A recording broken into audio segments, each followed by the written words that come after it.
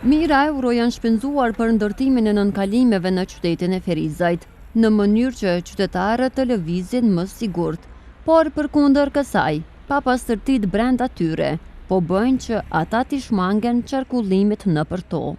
Madje nënkalimi që ndodhet në rrugën Kursel e Bajram Sulejmani, më shumë përdoret si banjo publike, sesa për atë që është destinuar.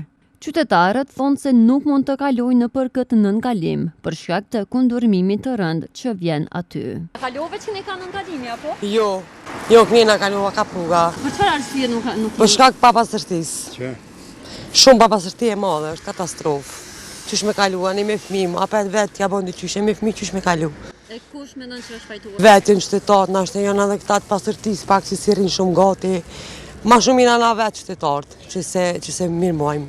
Du të me pastru, du të mu organizu dyqysh që mësë me bo që ashtu katastrofë është ajo. Mu me ma njëri smundje për pikë kundërmimit, shumë keq. Jo për dhjetë. Do të me kontrolu një kush pak.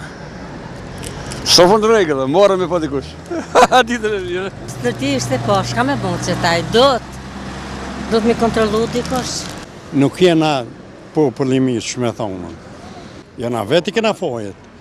Se nuk jena atorë të për Beograd në neve më nga bënë këtu lëmshtia, bërlugna, po na vetë e bojna, edhe vetë do të me hikë. Të qështu. Po i mi denu pobe, po vish mi të kejta, edhe s'kan po dhe fukarallak, kanë. Populli, edhe po dhe s'kanë, shka kemi denu.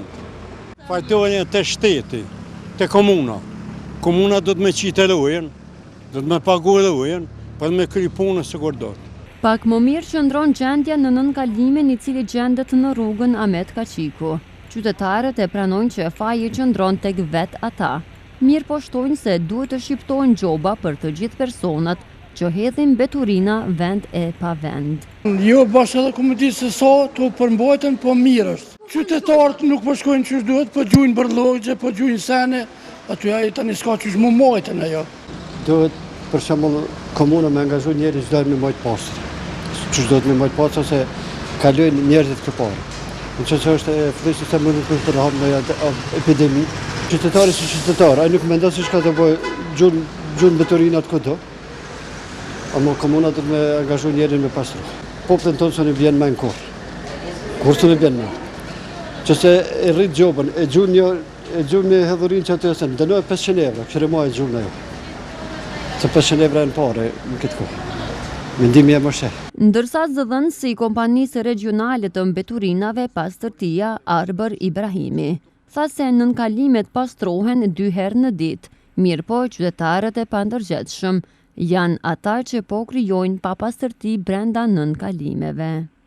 Kompania e pastron, mirë po qytetarët të pandërgjetshëm në mungesë të një ndoshta të inspektorit që dale më shpesh dhe të shqiptoj masën e duhur për ta keq përdoret. Ndërka që këtu ku jemi pas meje, është i mirëmbajtur goxha mirë, shfrytëzohet me të madhe nga qytetarët, madje brenda tij gjendet edhe një kontejner, por fatkeqësisht qytetarët të pandërgjetshëm nuk i hudhin qofshin letrat apo çfarëdo që kanë në dorë në kontejnerin i cili është i vendosur aty, por edhe hudhin në tokë.